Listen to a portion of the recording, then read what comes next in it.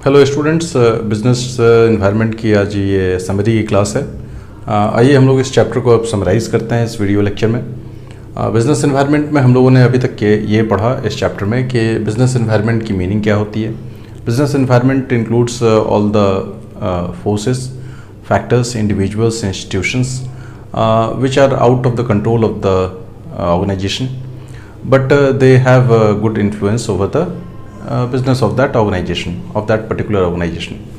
Business environment में अभी तक हम लोगों ने ये पढ़ा कि बिजनेस इन्वायरमेंट की मीनिंग ये होती है कि वैसे फैक्टर्स, इंडिविजुअल्स, इंस्टीट्यूशंस जो कि बिजनेस ऑर्गेनाइजेशन को इन्फ्लुएंस करते हैं, but they are out of the control of the business organization.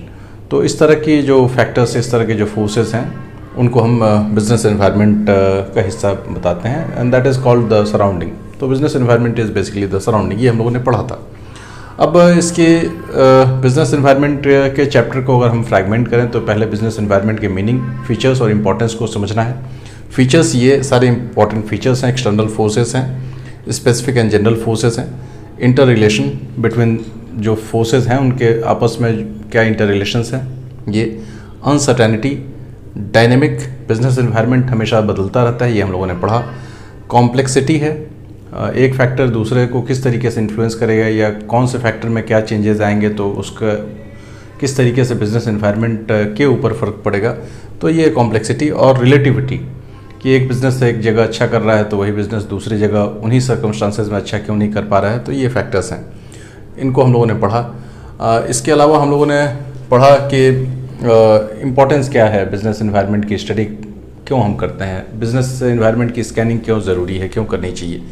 तो to identify opportunities, identify threats, tapping and assembling resources, adjust and adept, planning and policy making, improvement in performance.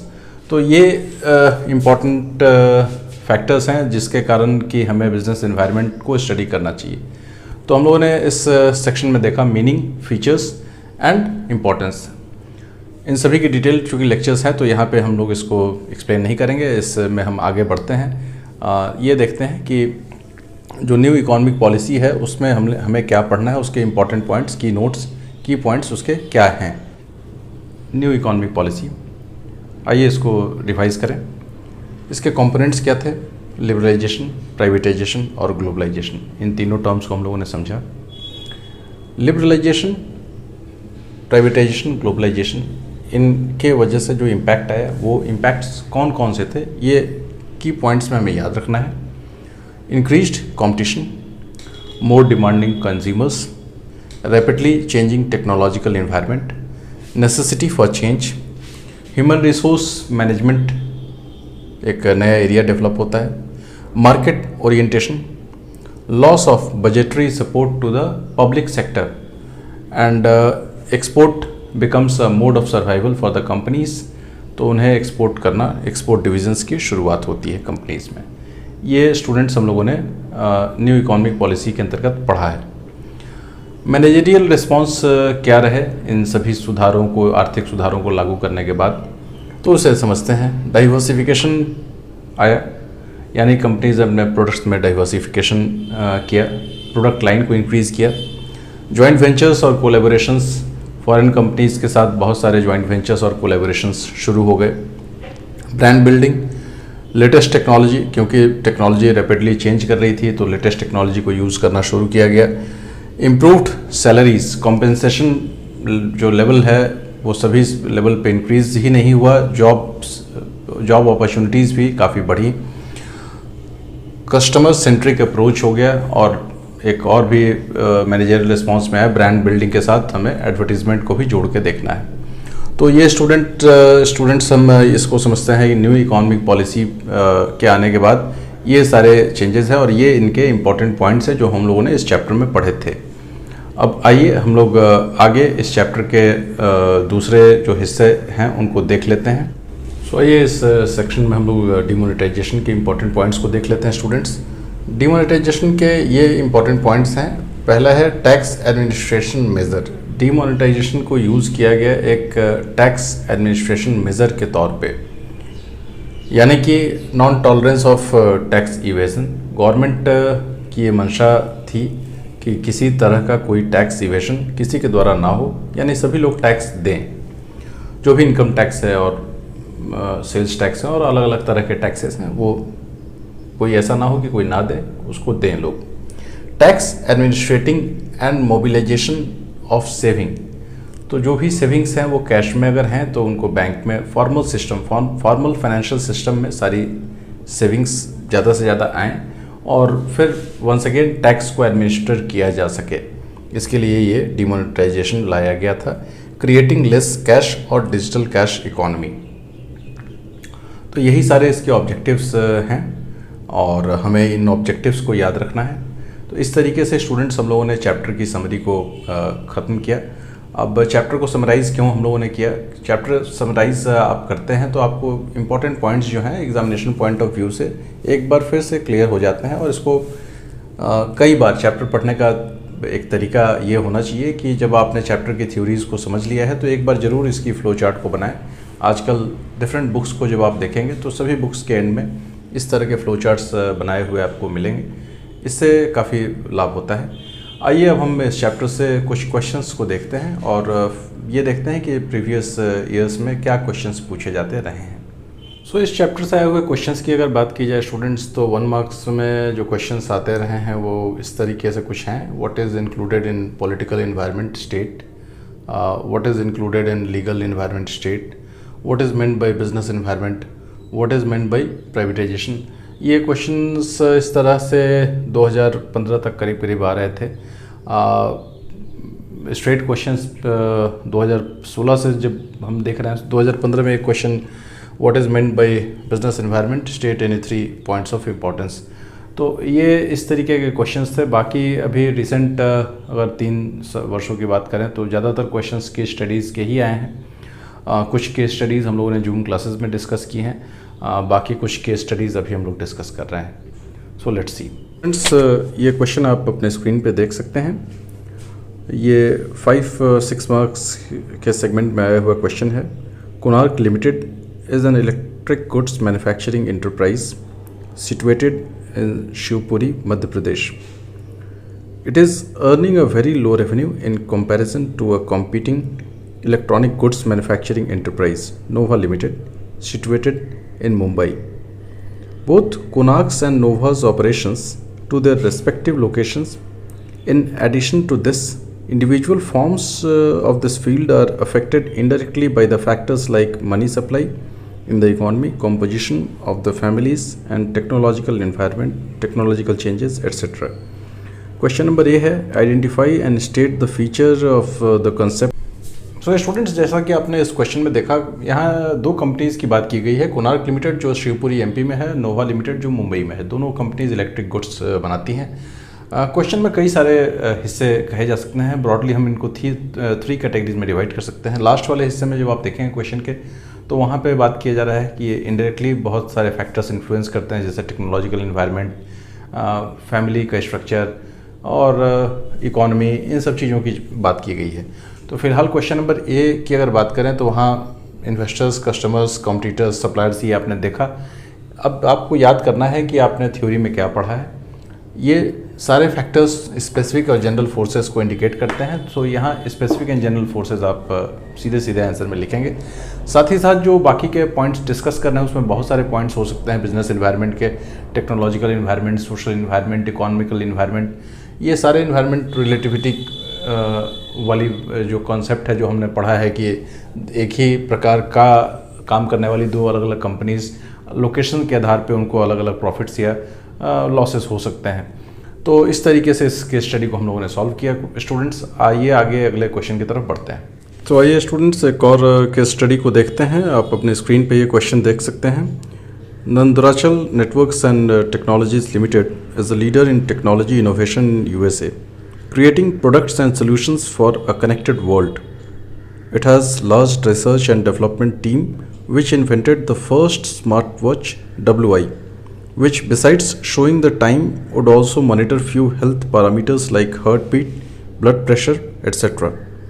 While in search of markets abroad, the company found that in India, the reform process was underway with the aim of accelerating the pace of economic growth. The company decided to take advantage of the fact that licensing requirements had been abolished. The company was also aware that there had been increased level of interaction and interdependence among the various nations of the world, and India could be made a base for its international trade. It set up its office in Gujarat with a view to capture the Indian market. In a short span of time, the company emerged as the market leader. Success of the company attracted many other players to enter the market. Competition resulted in reduction of prices, thereby benefiting the customers. Now the questions are: number A. In the above paragraph, two major concepts related to government policy have been discussed. Identify and explain those concepts. Also explain briefly any three impacts of those concepts on Indian business and industry. Okay students, so let us see. हम लोगों ने question तो देख ही लिया है. अभी questions, इस question के नोट्स उसी तरीके से हमें लेने हैं. तो कंपनी है नंदराचल नेटवर्क्स एंड टेक्नोलॉजी लिमिटेड, जो यूएसए में है. इस कंपनी का काम है टेक्नोलॉजिकल इनोवेशंस करना. इस कंपनी की एक बहुत बड़ी R&D की टीम है. ये हम लोगों ने नोट्स में लिखा है. तो इस तरह की केस स्टडीज़ को सॉल्व करते हुए हमेशा नोट्स लिखना है रफ में. स्मार्ट वॉच, इन्होंने पहला स्मार्ट वॉच बनाया था जिसका नाम WI था. हालांकि इसका क्वेश्चन से कोई लेना देना नहीं है, ये बस यूं ही एक जनरल इन्फॉर्मेशन है इस कंपनी के बारे में. तो इस कंपनी ने फिर तय किया कि हम लोग को, इंडिया एक ग्रोइंग इकॉनमी है, वहाँ लाइसेंस जो है, लाइसेंसिंग सिस्टम को, रिक्वायरमेंट को एबॉलिश किया गया है, यानी वहाँ लिबरलाइज हुई है इकॉनमी. तो गवर्नमेंट की एक पॉलिसी तो आपने यहाँ लिख डाली. और फिर उसमें एक बात कही गई कि वर्ल्ड इकॉनमीज़ एक साथ जुड़ रही हैं, तो फिर उसके कारण से हम इंडिया को एक वहाँ बेस इस्टेब्लिश कर सकते हैं, यानी यहाँ पे ग्लोबलाइजेशन की बात की जा रही है. तो जो पहले क्वेश्चन में पूछा गया है कि क्या गवर्नमेंट की पॉलिसी, तो गवर्नमेंट की ये दो पॉलिसीज़ वहाँ साफ दिखाई दे रही हैं. इस तरीके से ये क्वेश्चन जो है आपने इसको क्रैक कर लेना है. अब जो दूसरे क्वेश्चन में पूछा गया कि फिर इसके इम्पैक्ट को आप कुछ पॉइंट्स लिखें, तो 5 या 6 मार्क्स में ये क्वेश्चन पूछा गया है. तो वहाँ पे फिर ये है आपको कि इम्पैक्ट्स आप बहुत सारे लिख सकते हैं. एक तो यहाँ पे क्वेश्चन में ही दिया हुआ है, इंक्रीज्ड कंपटीशन के कारण प्राइसेस जो है डिक्रीज़ हो रही हैं. फिर टेक्नोलॉजिकल एडवांसमेंट्स दिखाई दे रहे हैं इसके वजह से. इसके अलावा बेटर सर्विसेज कस्टमर्स को, कंज्यूमर्स को प्रोवाइड कराने का कंसेप्ट है, मतलब कस्टमर सेंट्रिक अप्रोच है. तो बेटर सर्विसेज, अफोर्डेबल प्राइसेस पे, बेटर टेक्नोलॉजी, बहुत सारे पॉइंट्स हैं जो कि आप वहाँ से निकाल के लिख सकते हैं. तो कोई भी 3 पॉइंट्स या 4 पॉइंट्स, जैसा क्वेश्चन हो उस हिसाब से you have to answer. I hope that we are clear with the case. तो ये केस स्टडी का अगला क्वेश्चन है स्टूडेंट्स, आप अपने स्क्रीन पे देख सकते हैं. इंडियाज़ क्वेश्चन है, India's craft heritage continues because of its customs and traditions. Crafts are used not only in the country by craftsmen in Rajasthan, Gujarat and Assam, but are also exported to USA, Germany, UK and France. The volume of exports and imports give India an advantage in balance of payments and much needed foreign exchange reserves. The Prime Minister desires that the handicraft industry should be expanded by linking it with technology. Focus should be on the changing and manufacturing process, ensuring durability and adapting innovations. Quoting the lines from the above para, explain 4 dimensions of the business environment. ये जो question है, ये question 2019 में आया हुआ question है, case study का question. Students, जब भी आप केस स्टडीज़ को सॉल्व करें, मैंने पहले भी बताया है कि आप रफ में नोट्स लिखते चलें. India's craft and heritage, customs and traditions की बात की गई. कस्टम्स एंड ट्रेडिशंस किससे रिलेट होते हैं? सोशल इन्वायरमेंट से. प्रधानमंत्री ने कहा, एक्सपोर्ट इंपोर्ट की भी बात हुई, तो इकोनॉमिकल इन्वायरमेंट की बात तो हो ही रही है. जिससे हमारा फॉरेन, यहाँ पे क्वेश्चन में क्या एक टर्म है, फॉरेन एक्सचेंज. फॉरेन एक्सचेंज की बात की गई है, यानी इकोनॉमी में फॉरेन करेंसी आने से हमारी इकोनॉमी बेहतर होगी. इसकी बात, इकोनॉमिकल इन्वायरमेंट की बात की गई है. हैंडीक्राफ्ट को टेक्नोलॉजी से जोड़ने की बात की गई है, तो टेक्नोलॉजिकल इन्वायरमेंट की बात की गई है. तो क्वेश्चन में ही जवाब छुपे हुए होते हैं. यहाँ पे फिर पॉलिटिकल, इकोनॉमिकल, टेक्नोलॉजिकल, सोशल, सभी इन्वायरमेंट्स की बात इस क्वेश्चन में की गई है. और यही हमें पूछा गया है कि इसके ऊपर हम जवाब दें.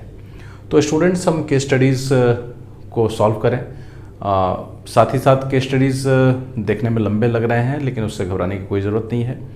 क्वेश्चन को ब्रेकअप करना है, उसको तोड़ तोड़ के देखना है, हिस्सों में बांट देना है, फ्रेगमेंट करके फिर ये देखना है कि कहाँ से क्या रिलेट हो रहा है थ्योरी से, और जो आपने पढ़ा है उसके ऊपर पूरी कॉन्फिडेंस रखिए, पूरा ट्रस्ट रखिए। आपने जो पढ़ा है उसके बाहर कोई क्वेश्चन आने नहीं जा रहा है, तो जो आपने पढ़ा है उसे अप्लाई करना है। इसलिए पूरे कॉन्फिडेंस के साथ जब आप केस स्टडीज़ को अटेम्प्ट करेंगे तो डेफिनेटली आप अच्छा कर पाएंगे। सो मैं उम्मीद करता हूं कि ये क्वेश्चंस आपके लिए बहुत बेनिफिशियल होंगे। वैसे सारे क्वेश्चंस तो इस सेक्शन में नहीं लिए जा सकते थे। मैंने कुछ क्वेश्चंस के साथ सोचा कि हम लोग डिस्कशन करें। आगे अब हम लोग अगला चैप्टर शुरू करेंगे, प्लानिंग, और हम लोग मिलते हैं अगली वीडियो लेक्चर के साथ स्टूडेंट्स।